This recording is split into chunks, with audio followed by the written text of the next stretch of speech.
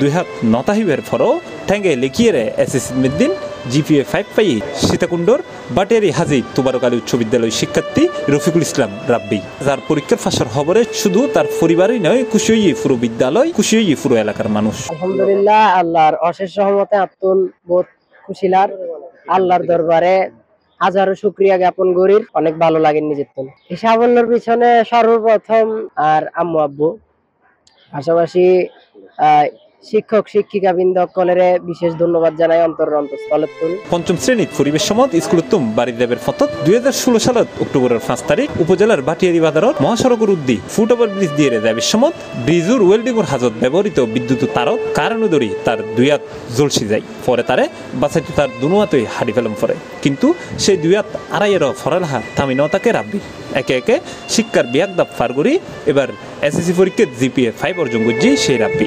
সকলের দোয়া ভালোবাসা এনে এই পর্যন্ত আসছি। দোয়া করবেন যাতে ইনশাল্লাহ আরো আগাই যাই, ভবিষ্যতে একজন নিজের সুশিক্ষিত নাগরিক হিসেবে গড়ে তুলতে চাই এবং শিক্ষকতা পেশার মধ্যে নিজে নিয়োজিত করতে চাই। তার এই সফলতায় দারুণ খুশি স্কুলের শিক্ষক, প্রতিবেশী ও পরিবার। আলহামদুলিল্লাহ খুশি।